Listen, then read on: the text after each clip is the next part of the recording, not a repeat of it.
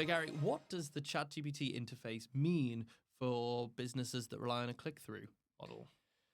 Well, it's a distribution channel, and it's not clear how that's going to monetize right now. But we've seen this play out before in the past with app stores. It's another walled garden that people have to pay their due to the companies running that walled garden.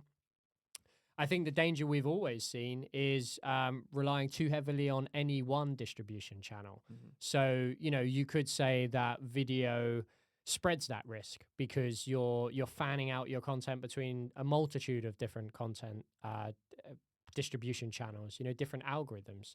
And we've spoken about this before. Each algorithm is different. So your reach will go further in some places than other places, depending on your content.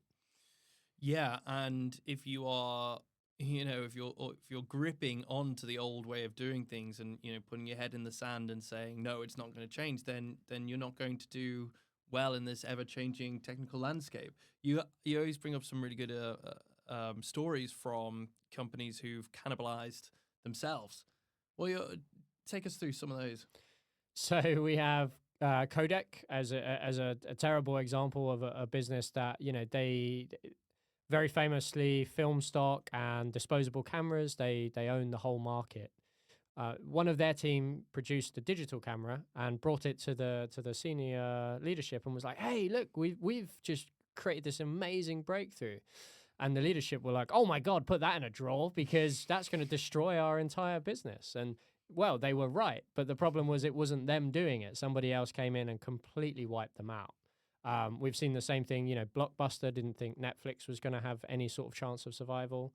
Um, and then there's other companies like Amazon is famously very good at cannibalizing themselves. So they established a book selling business that was going very well.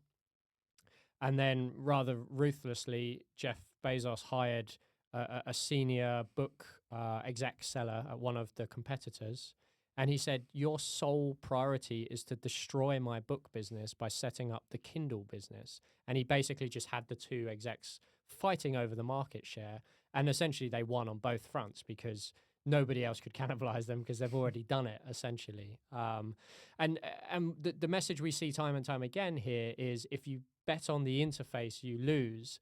But if you bet on the medium, you win. So betting on the chat interface and locking into that distribution channel means that you lose potentially. But if you spread out to a medium like video, where you can fan that across multiple different contents, multiple different channels, sorry, then that's really how you can start measuring and spreading that risk. Absolutely. And, we've said it time and time again. And the reason we're in this industry is because video is the way things are done. That's how people like to absorb content. And I think that's going to remain the way until they start beaming it directly into our brains.